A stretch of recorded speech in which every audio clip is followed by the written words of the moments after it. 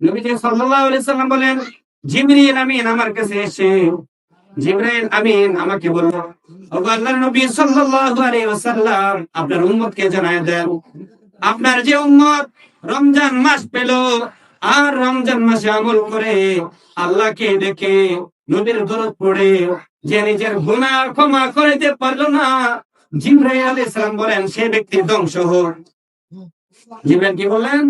সে ব্যক্তি ধ্বংস হোক যে রমজান মাস পাইয়া গুনাহ মাফ করিতে পারলো না, সে ধ্বংস হোক।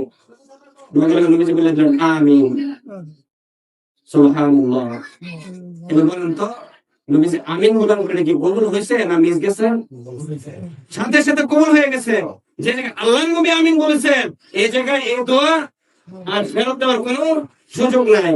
জিবরাইল আমিন বলেছেন, যে ব্যক্তি রমজান মাস পেয়েছে আর তার গুনাহগুলো আমল করে ক্ষমা করাতে পারে নাই, সারা বছরের গুনাহগুলো এই রমজানে সে ক্ষমা করাতে পারে নাই, জিবরাইল বলছে এই ব্যক্তিটা ধ্বংস হয়ে যাক। সাথে সাথে আল্লাহর নবী বলেছেন আমিন, তার মানে সত্যি সত্যি ধ্বংস হয়ে যাও। তাহলে এক নম্বর শুনেন। দুই নম্বর, আল্লাহর নবী সাল্লাল্লাহু আলাইহি সাল্লামকে যে দ্বিতীয়বার আমিন বলেছেন, বললাম দ্বিতীয়বার কেন আমিন বলেছেন?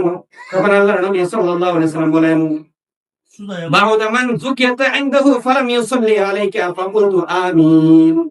আল্লাহর নবী সাল্লাল্লাহু আলাইহি সাল্লাম বলেন, জিবরাইল আমিন আমাকে দ্বিতীয়বার বলেছে, যে ব্যক্তি যে উম্মতের সামনে আপনার নবীর নাম উচ্চারিত হয়েছে আর সে উম্মত নবীর উপর দুরূদ পড়ে নাই, সাল্লাল্লাহু আলাইহি সাল্লাম বলে নাই, নবীর দুরূদ পড়ে নাই, জিবরাইল আমিন সাথে সাথে বলেছে সে ধ্বংস।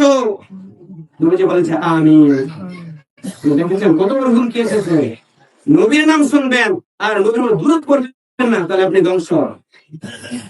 বলেছেন দ্বিতীয় আমিন কেন বলেছেন?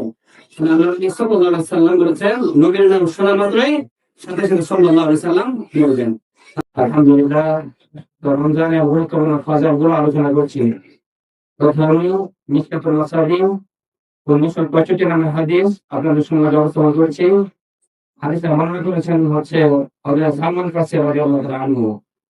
তিনি বলেন, আল্লাহর নবী সাল্লাল্লাহু আলাইহি ওয়াসাল্লাম ইরশাদ করেছেন, শাবান মাসের শেষ জুমায় রমজানের পূর্বে আল্লাহর নবী সাল্লাল্লাহু আলাইহি ওয়াসাল্লাম একটা ভাষণ দিলেন।